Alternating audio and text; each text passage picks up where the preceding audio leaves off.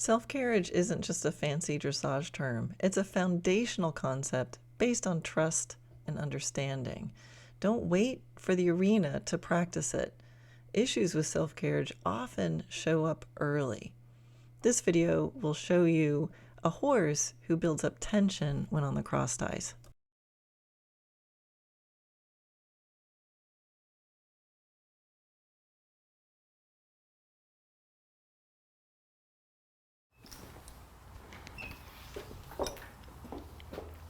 All right, so you see how he's clearly wanting to step out of the grooming stall.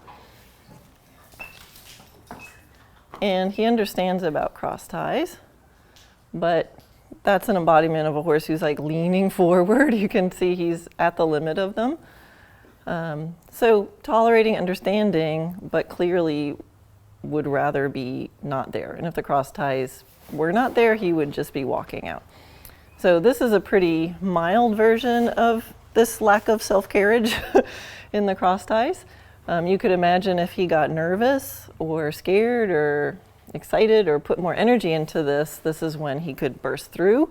Or some horses, when they feel trapped, they just get balled up, they want to go up, or they even will pull back. So this sort of behavior here is easily overlooked as not a problem. But to me, he's a little checked out. He's embodying, I don't really want to be here, and I'd like to have it differently. So I use cross ties the same way I think about the reins. I want to make sure I don't need them, and then I can use them just to make everything a little clearer and easier.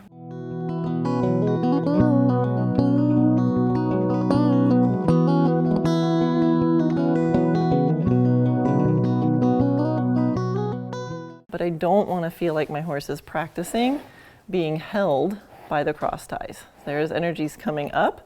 This to me is a moment where I would take the cross ties off, right?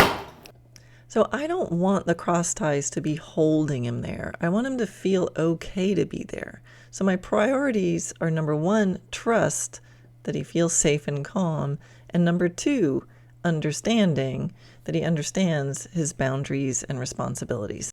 So the strategy involves, if he feels like he's got to get out of there, I allow him to leave. And then I just immediately, calmly invite him back in. If you're scared, of course you can leave. I don't want you to feel trapped. But as soon as you leave, I'm just going to invite you right back in again.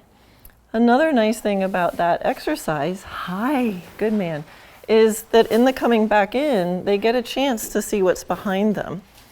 A lot of times in cross tie areas, they're always facing one direction, and they're just dying to see what's back there, and they never get a chance. And if they get a chance, they can investigate and then see that really everything is okay and feel much more comfortable there. So I'm going to let him check out whatever he wants to. Oh, let him know where I'd like him to be, and then see what happens. I love that he's checking in with me. Good boy.